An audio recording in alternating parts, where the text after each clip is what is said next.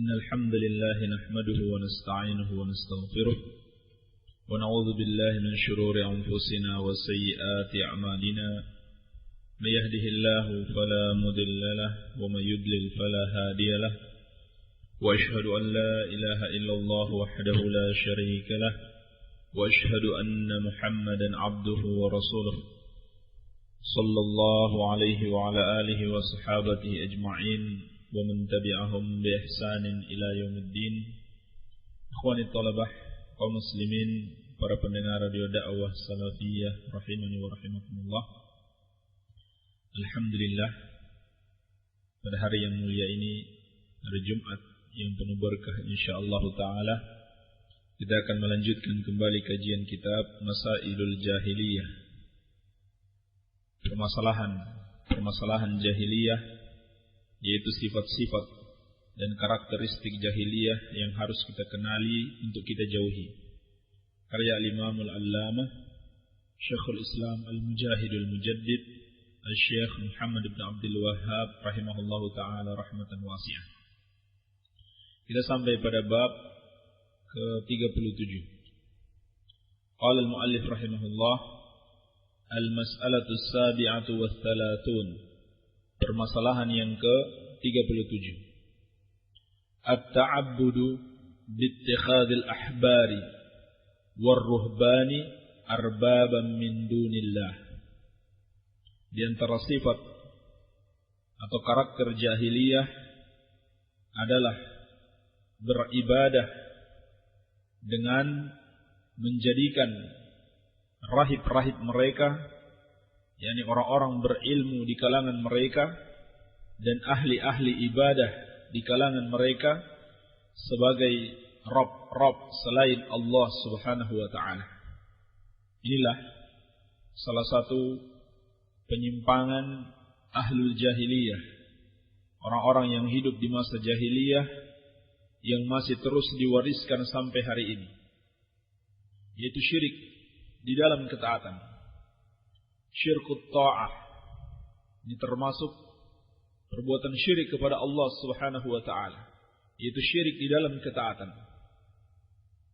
Bahwasannya seorang mukmin itu dituntut hanya taat kepada Allah Subhanahu wa ta'ala. Dia menghalalkan apa yang Allah halalkan dan dia haramkan apa yang Allah Subhanahu wa ta'ala haramkan.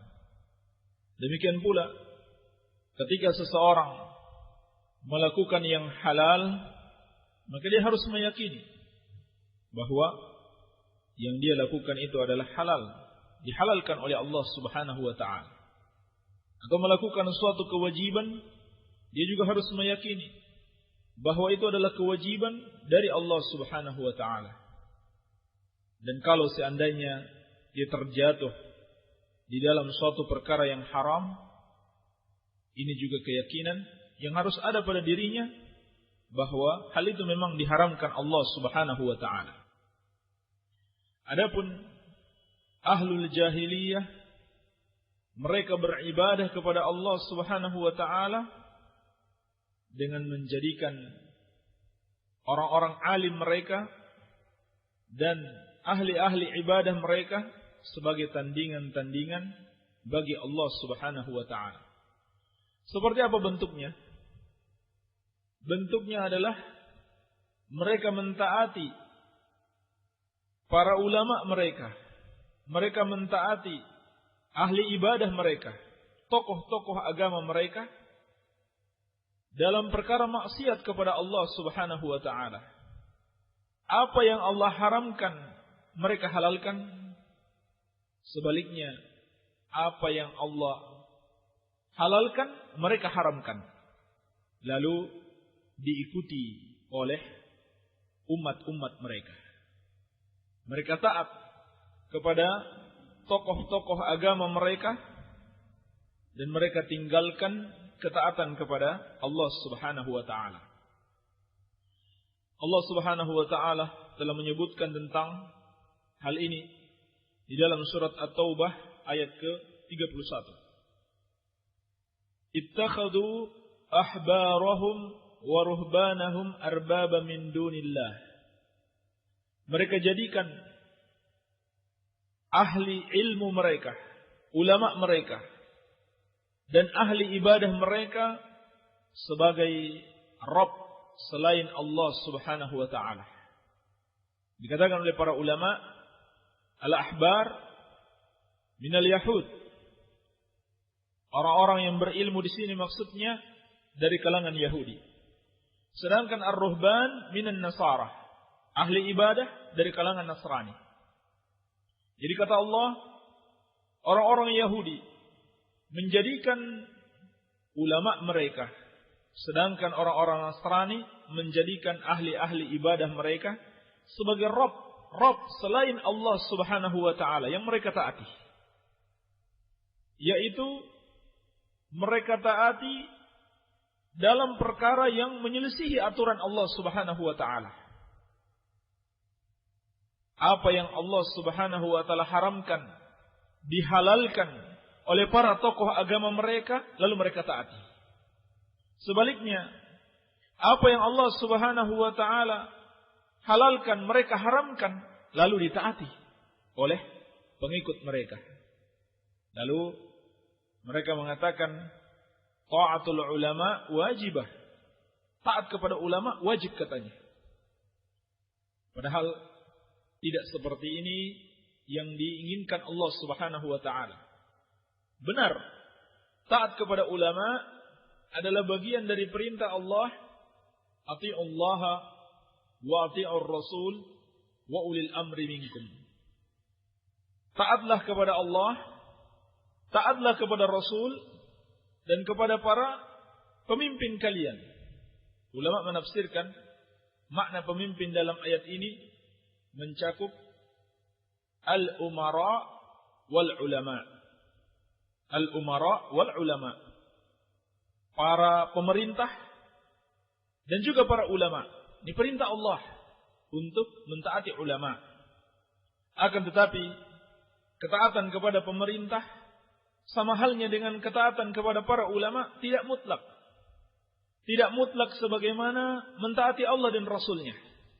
Artinya, kalau pemerintah dan ulama taat kepada Allah Subhanahu wa ta'ala, yakni mereka memerintahkan ketaatan kepada Allah Subhanahu wa ta'ala, maka wajib kita taati. Tetapi kalau mereka memerintahkan kepada maksiat, maka tidak boleh kita taati, sebab Nabi sallallahu alaihi wasallam telah berpesan sebagaimana dalam hadis yang diriwayatkan oleh Imam Ahmad, la ta'ata li makhluqin fi ma'siyatil khaliq. Tidak ada ketaatan kepada makhluk di dalam bermaksiat kepada Allah Subhanahu wa ta'ala. Demikian pula di dalam As-Sahihain terdapat sebuah hadis Nabi sallallahu alaihi wasallam bersabda, la ta'ata fi ma'siyatin, innamat ta'atu fil ma'ruf. Tidak ada ketaatan di dalam perkara maksiat. Siapapun yang memerintahkan kita, apakah umara ataukah ulama, kalau mereka memerintahkan kepada suatu kemaksiatan, kalau mereka menganjurkan kepada suatu pelanggaran terhadap hak Allah Subhanahu wa ta'ala, maka fala ta'ata fi ma'siyatin. Tidak ada ketaatan di dalam maksiat. Innamat ta'atu fil ma'ruf. Ketaatan itu hanyalah di dalam perkara ma'ruf. Kalau sebuah pemerintah atau ulama memerintahkan kita kepada yang ma'ruf, menganjurkan kita untuk melakukan yang ma'ruf, untuk taat kepada Allah Subhanahu wa ta'ala, maka wajib bagi kita untuk mentaatinya. Wajib bagi kita untuk mentaatinya.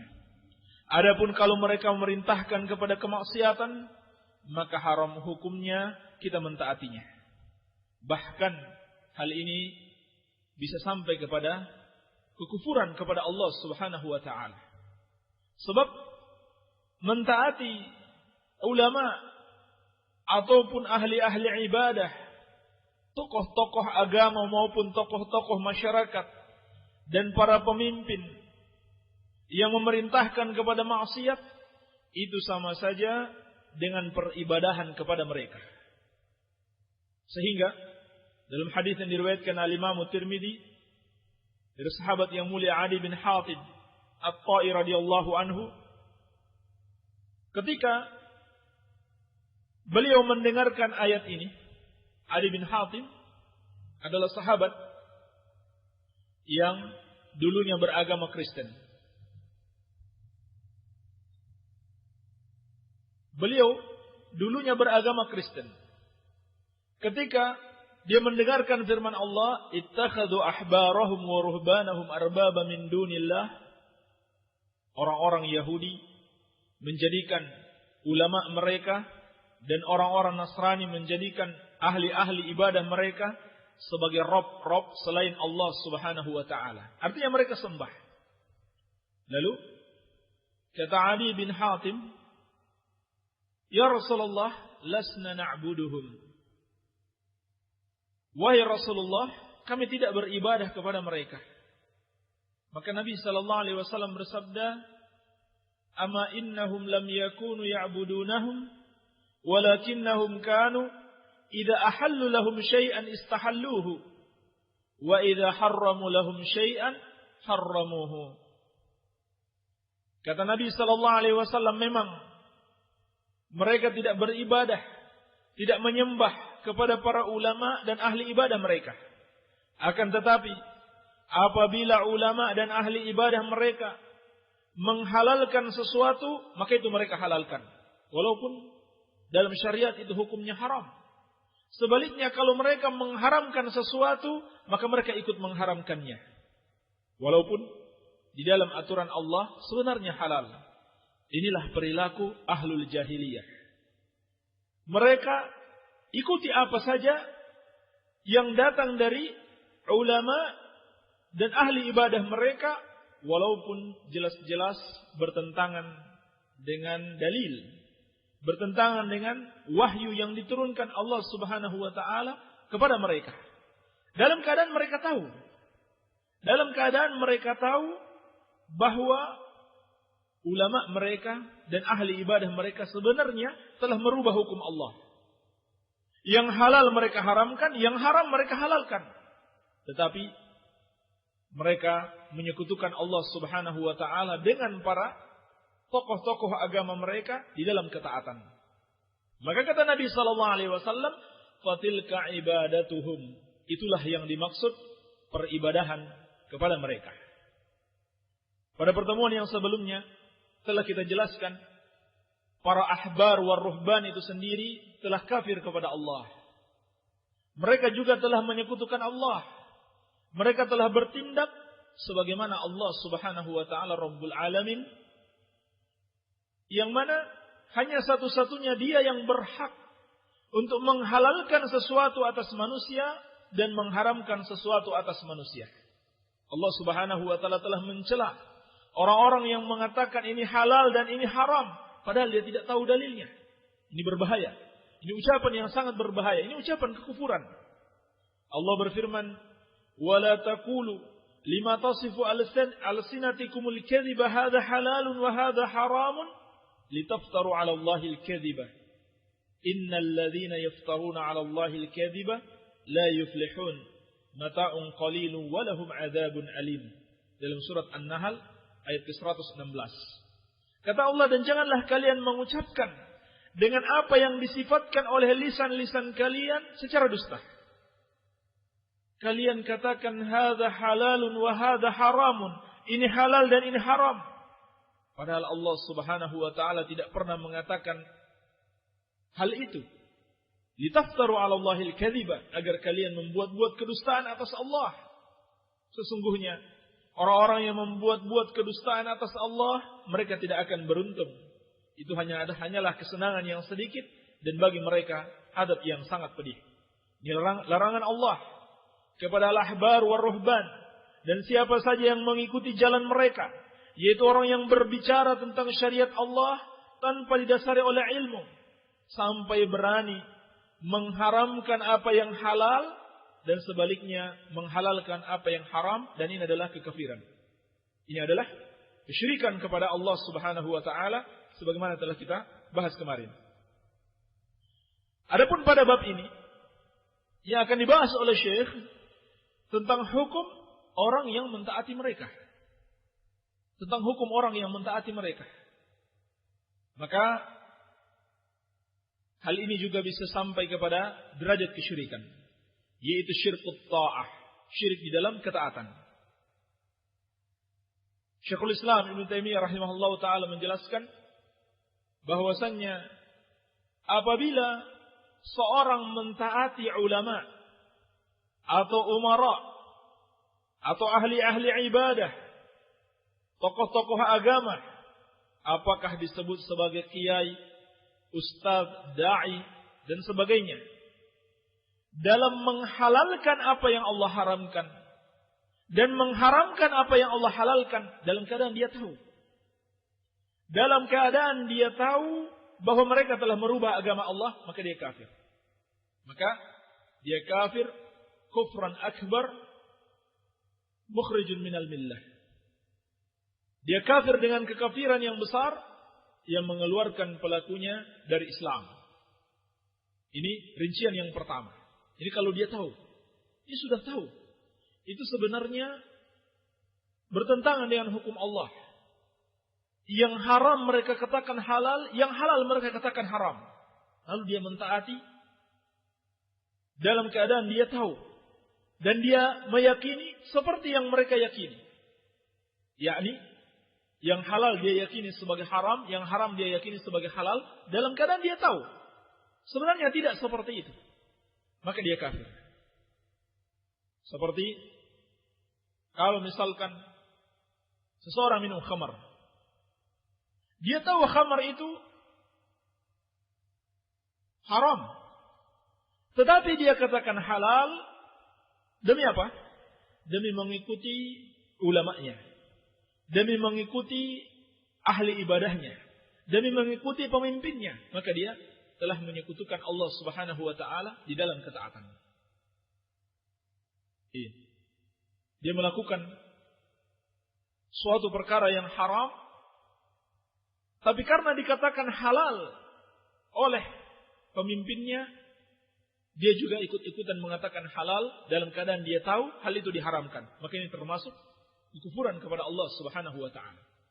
Adapun rincian yang kedua adalah orang yang mentaati para ulama atau umara atau ubbad, ahli ibadah, dalam melakukan suatu perkara maksiat dalam keadaan dia meyakini hal itu tetap maksiat. Maka hal ini tidak sampai pada kesyirikan, tetapi ini termasuk perbuatan pelanggaran hak Allah Subhanahu wa ta'ala.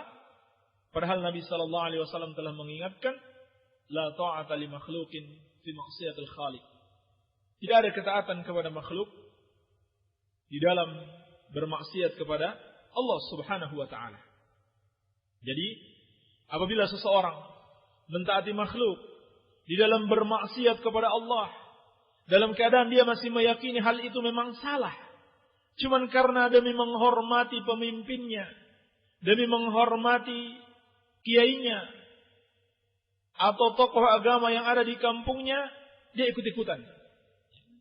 Sudah tahu kalau yang namanya selamatan kematian, tahlilan 3 hari kematian, 7 hari, 40 hari, sebenarnya salah. Itu ajaran Hindu, bukan ajaran Islam. Tetapi demi menghormati Pak Kiai yang ada di dekat rumahnya, dia ikut-ikutan. Dalam keadaan dia tahu itu salah.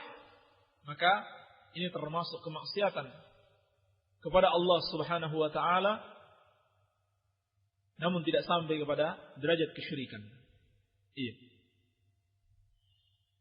Jadi Allah Subhanahu wa ta'ala memperingatkan kita jangan sampai mengikuti kebiasaan ahlul jahiliyah, sifat-sifat ahlul jahiliyah, di mana tokoh-tokoh agama mereka, para pemimpin mereka, tokoh-tokoh masyarakat mereka adalah segala-galanya. Apa saja yang dikatakan oleh tokoh agama mereka, itu mereka ikuti. Walaupun jelas-jelas bertentangan dengan nas, bertentangan dengan dalil Al-Quran wa Sunnah, bertentangan dengan wahyu yang diturunkan kepada mereka dalam Taurat atau dalam Injil. Inilah di antara penyebab kesesatan mereka. Di antara penyebab kesesatan ahlul jahiliyah karena selalu taklid, selalu ikut-ikutan kepada tokoh-tokoh mereka. Adapun kaum muslimin diajarkan untuk selalu mengikuti dalil, selalu mengikuti Al-Quran wa sunnah. Siapapun yang berbicara, walau dia seorang pemimpin besar atau bahkan ulama besar, tetap kita timbang dengan Al-Quran wa sunnah. Kalau sesuai dengan dalil kita ikuti, tetapi kalau tidak sesuai dengan dalil, maka kita tinggalkan. Inilah yang diajarkan oleh Rasulullah sallallahu alaihi wasallam kepada kita sekalian. Barangkali ini yang bisa kita sampaikan, semoga ada manfaatnya. Kita lanjut pada jawaban terhadap pertanyaan-pertanyaan yang masuk.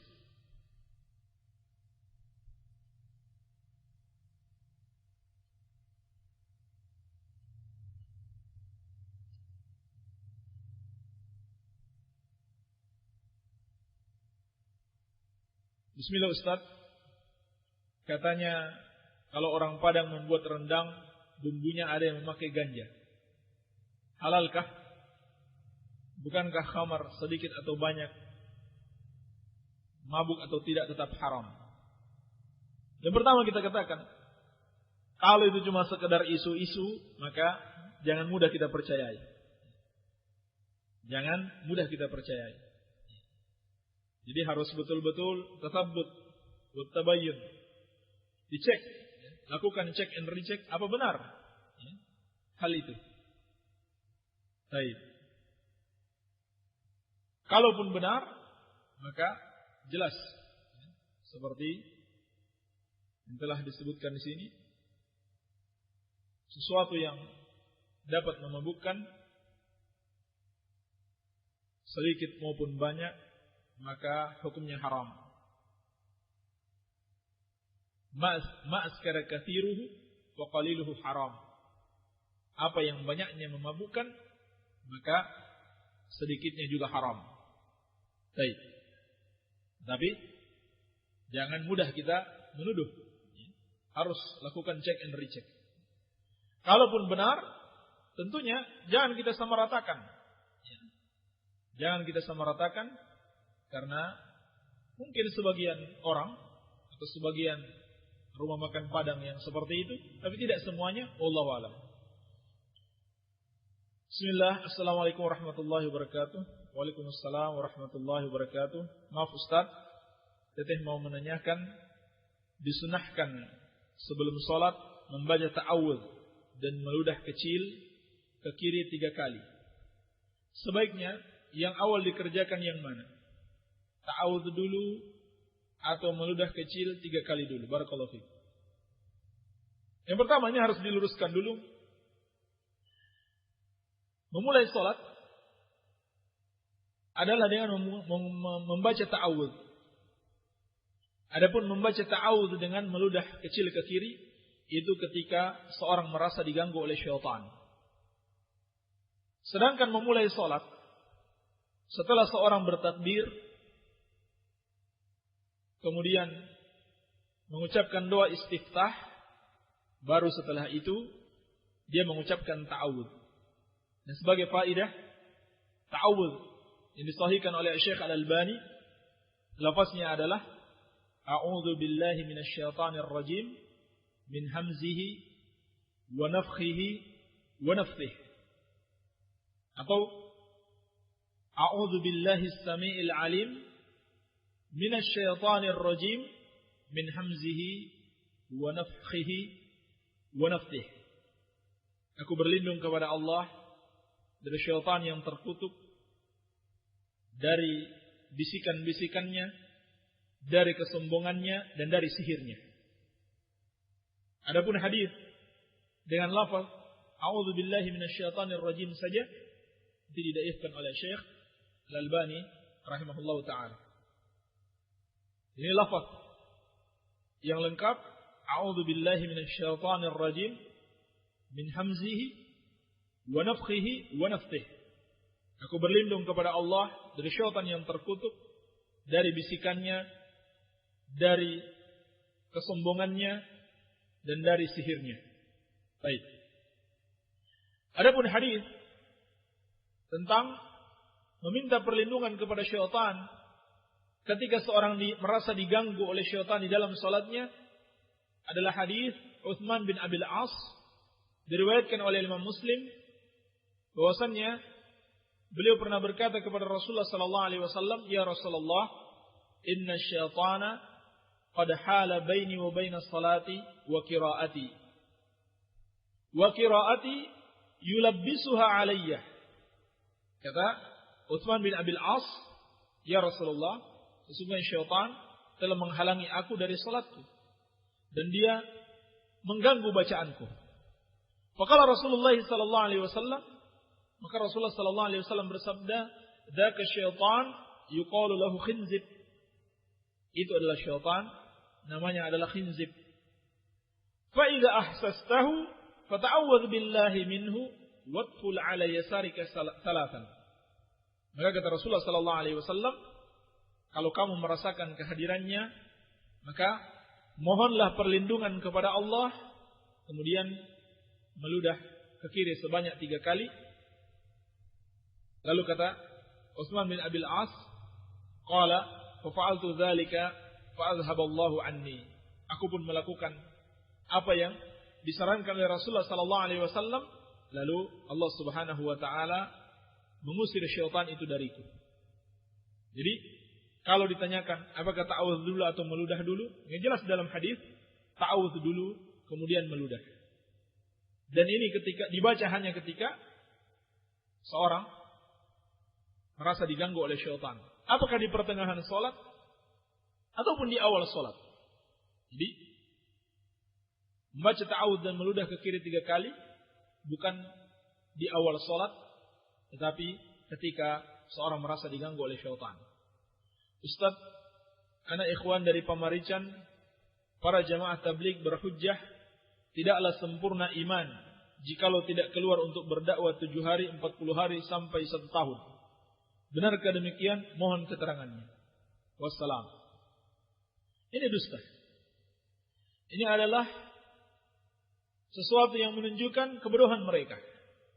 Diakibatkan tidak mau menuntut ilmu, lalu berdakwah tanpa ilmu, tidak mengikuti petunjuk Rasulullah sallallahu alaihi wasallam, pada akhirnya keluar dari mereka ucapan-ucapan dan perbuatan-perbuatan yang menyelisihi syariat. Ini adalah sebuah contoh nyata bagi kita. Kalau seseorang berdakwah tanpa ilmu, kalau seseorang beribadah tanpa ada pijakan dalil yang syar'i dari Al-Quran was sunnah, maka akan bermunculan darinya berbagai macam keanehan, berbagai macam penyimpangan, berbagai macam bid'ah yang tidak dicontohkan oleh Rasulullah sallallahu alaihi wasallam. Sandaran kita beragama adalah Al-Quran dan As-Sunnah. Mana ada dalil dalam Al-Quran dan As-Sunnah kalau seorang tidak ikut jamaah tabligh 7 hari, 40 hari, 1 tahun, tidak akan sempurna imannya? Apakah jamaah tabligh sudah ada di zaman para sahabat? Lalu bagaimana dengan keimanan para sahabat? Apakah kita mengatakan para sahabat tidak sempurna imannya karena jamaah tabligh belum ada pada waktu itu? Dia muncul baru sekitar puluhan tahun yang lalu dari India. Padahal India pada waktu itu mungkin masih dihuni oleh orang-orang kafir. Iya. Jadi ini ucapan tanpa didasari oleh ilmu, persis seperti yang kita bahas tadi. Sifat ahlul ibadah dan para ulama ahlul jahiliyah, mereka mengucapkan di dalam agama Allah Subhanahu wa taala ucapan-ucapan tanpa didasari oleh dalil. Inilah penyebab kesesatan umat mereka, karena mengikuti ucapan-ucapan tokoh agama mereka tanpa didasari oleh dalil. Demikianlah yang terjadi kalau seseorang berdakwah tanpa didasari oleh ilmu. Maka ini tidak benar, tidak ada dalilnya sama sekali. Bahkan sebaliknya, keluar bersama mereka, mengikuti kesyirikan dan bid'ah mereka, justru akan merusak keimanan seseorang tanpa dia sadari. Dan inilah bahayanya. Inilah bahaya kebid'ahan. Dia melakukan kesalahan dalam keadaan dia meyakini dia sedang melakukan kebaikan. Ini bahaya suatu perbuatan bid'ah. Salah, tapi merasa benar. Lebih baik orang salah, tapi sadar dia salah. Daripada orang yang kelihatannya beribadah, tetapi melakukan bid'ah salah, tapi merasa yang dia lakukan itu benar. Inilah rahasia ucapan salaf. Sesungguhnya syaitan itu lebih suka kepada orang yang melakukan bid'ah dibanding orang yang melakukan maksiat. Kenapa? Karena orang yang melakukan bid'ah, dia akan berusaha untuk membenarkan bid'ahnya. Sampai dia katakan, ini bid'ah hasanah. Ini bid'ah yang bagus. Bukan bid'ah sayyi'ah. Jadi syaitan senang kepadanya. Yang salah dia yakini sebagai kebaikan. Adapun umumnya orang melakukan maksiat, tahu yang dia lakukan itu salah. Sehingga diharapkan dia untuk bisa bertobat. Lebih dapat diharapkan untuk bertobat. Adapun yang melakukan kebid'ahan dan dia anggap bid'ahnya sebagai sesuatu yang baik, maka kapan kalau begitu diharapkan dia bertobat? Untuk menyadari kesalahannya saja dia tidak mau mengakui bahwa itu suatu kesalahan.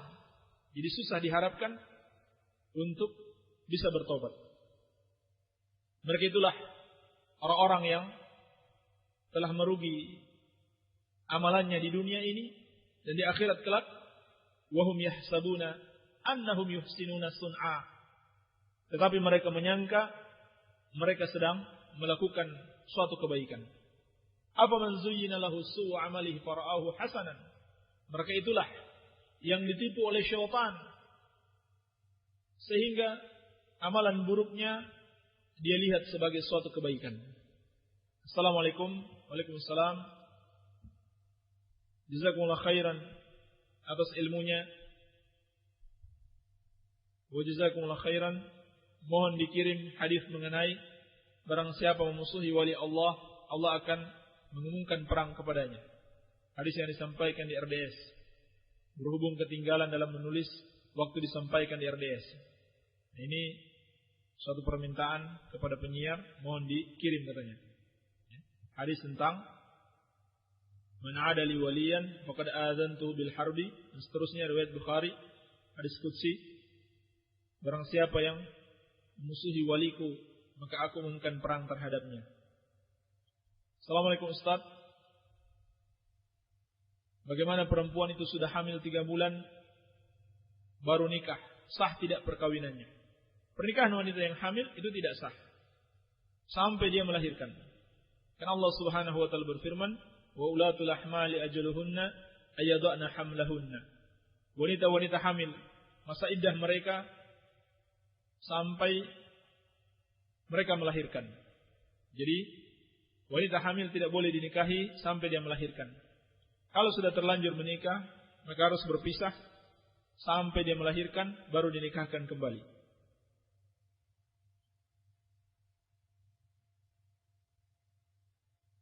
Assalamualaikum Pak Ustaz, dari Risani di Padaherang. Saya mau bertanya Ustaz, tolong dijelaskan tentang masalah tercelanya meminta-minta. Terus bagaimana dengan orang-orang yang meminta-minta untuk pembangunan masjid atau pondok pesantren dan lain-lain? Apakah hal tersebut termasuk meminta-minta yang tercela? Saya mohon pertanyaan ini segera dijawab, terima kasih. Sesungguhnya tercelanya meminta-minta telah diingatkan oleh Rasulullah sallallahu alaihi wasallam di dalam banyak hadisnya. Dan hal itu tercela karena seorang muslim harus meyakini Allahu huwar razzaq.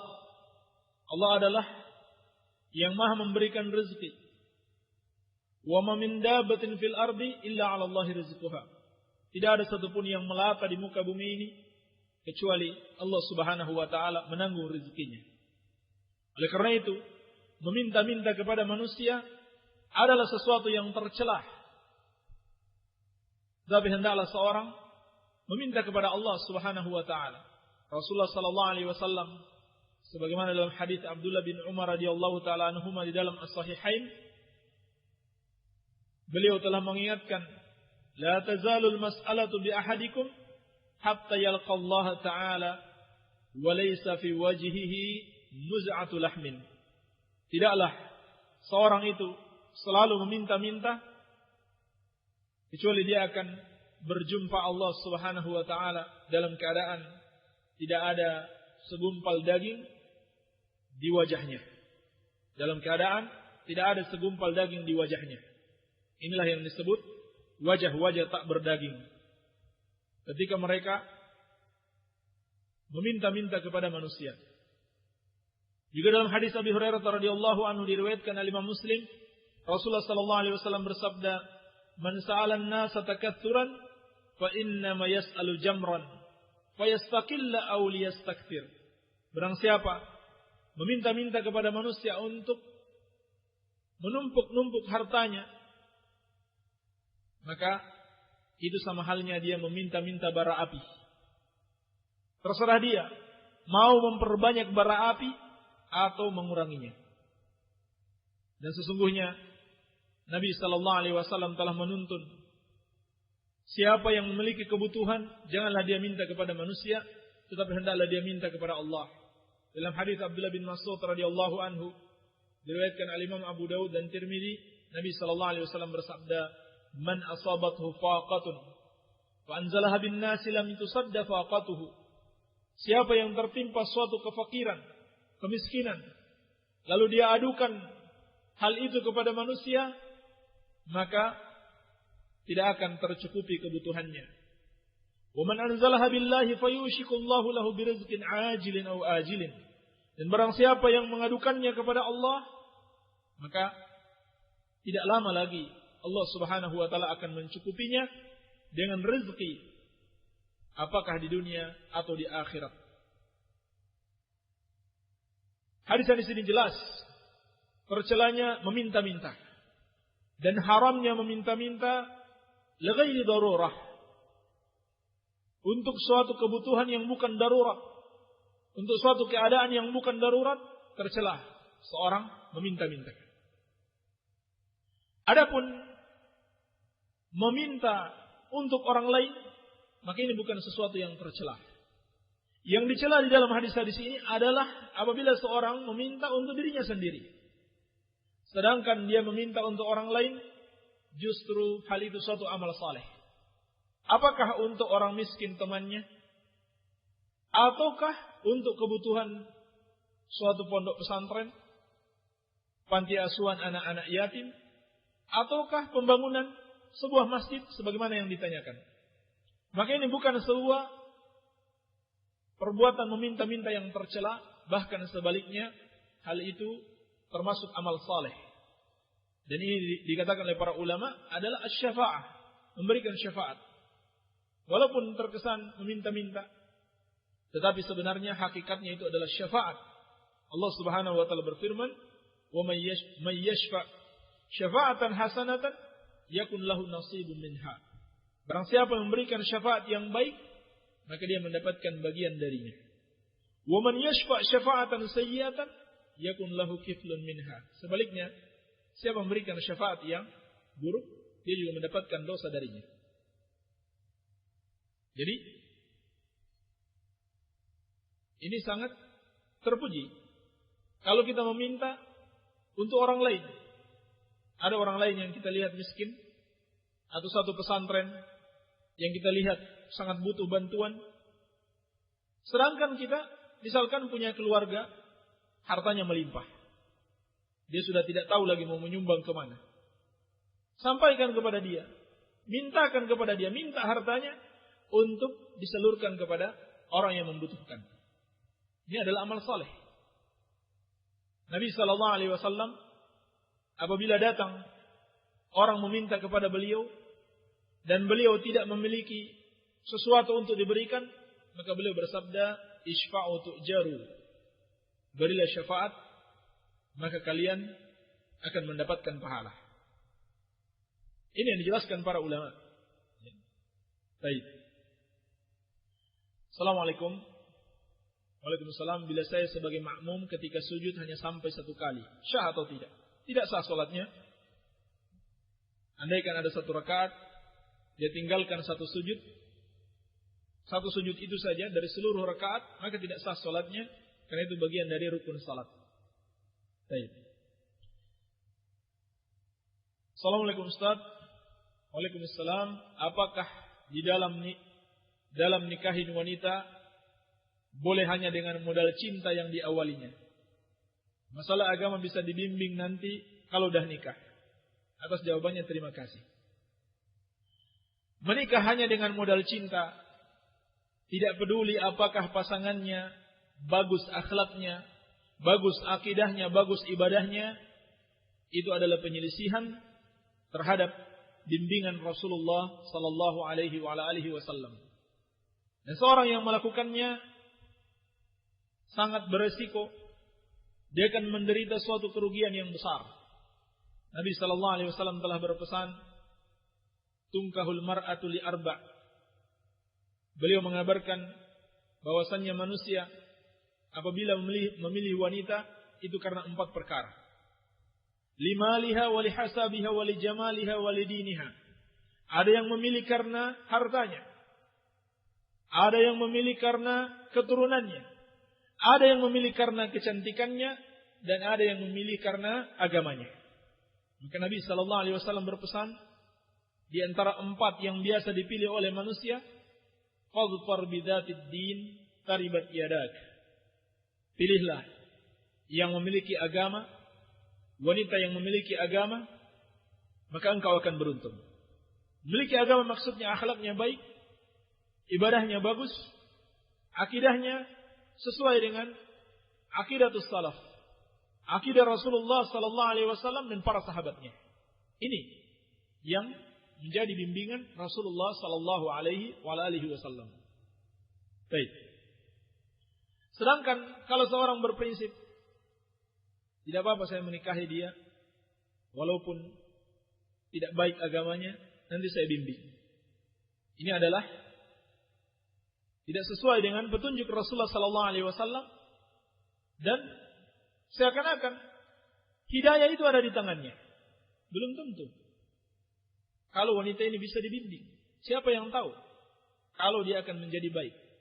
Bahkan bisa jadi justru suaminya terbawa dengan keburukannya, ikut-ikut menjadi buruk seperti dia. Dan ini telah banyak terjadi. Telah banyak kejadian seperti ini. Dia yang tadinya merasa yakin bisa membimbing istrinya, justru dia ikut kepada kelakuan istrinya yang jelek, kepada akidah istrinya yang buruk. Dan seorang tidak bisa berprinsip seperti ini karena hidayah itu di tangan Allah, bukan di tangan kita. Kita tidak tahu apakah dia akan mendapatkan hidayah Allah ataukah tidak. Oleh karena itu, hendaklah seorang mengikuti bimbingan Rasulullah sallallahu alaihi wasallam, fadhfar bidzatid din taribat yadak. Pilih yang bagus agamanya, maka engkau akan beruntung. Ini berlaku juga bagi wanita. Pilih suami yang betul-betul bagus agamanya. Jangan hanya sekedar modal cinta saja. Dan ini biasanya dari tipuan syaitan. Dari tipuan syaitan. Yakni karena dia membiarkan pandangannya melihat kepada yang haram, maka muncul tipuan-tipuan syaitan di dalam hatinya, mencintai wanita yang tidak halal baginya dan wanita yang tidak bagus agamanya, dikarenakan membiarkan pandangannya memandang wanita-wanita yang tidak halal baginya. Baik.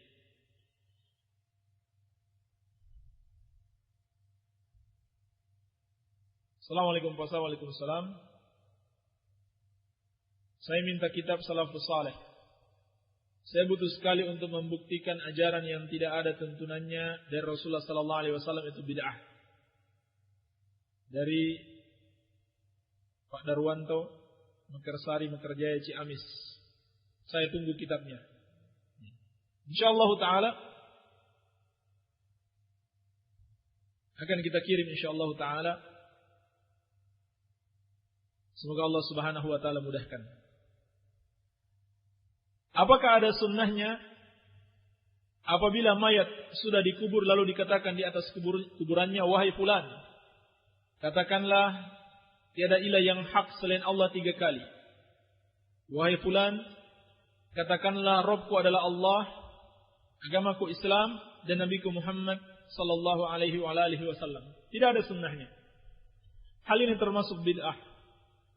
Tidak ada contohnya dari Rasulullah sallallahu alaihi wasallam. Tetapi yang beliau perintahkan hanyalah mendoakan dia. Hanyalah mendoakan dia. Ketika dia sudah dikuburkan, maka hendaklah kita doakan semoga Allah berikan sabat, kekokohan di dalam menjawab pertanyaan para malaikat tentang 3 pertanyaan. Siapa Rabbmu, apa agamamu, dan siapa nabimu. Kita doakan saja semoga Allah subhanahu wa ta'ala memberikan sabat kepadanya. Adapun menyerukan wahai fulan dan seterusnya, maka ini tidak ada contohnya dari Rasulullah sallallahu alaihi wasallam. Assalamualaikum Pak Ustaz. Waalaikumsalam.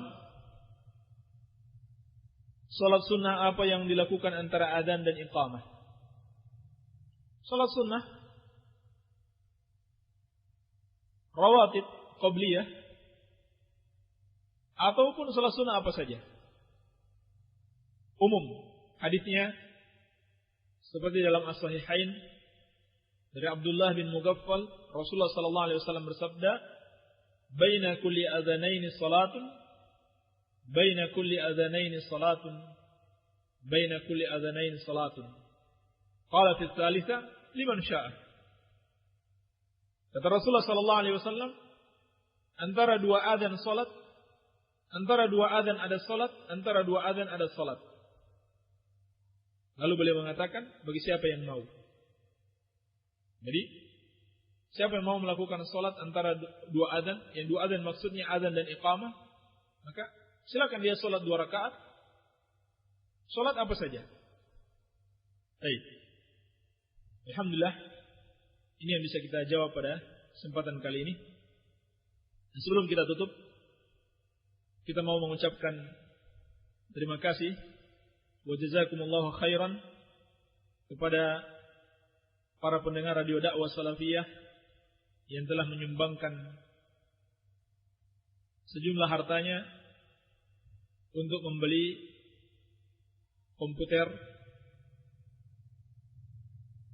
di radio dakwah salafiyah yang sudah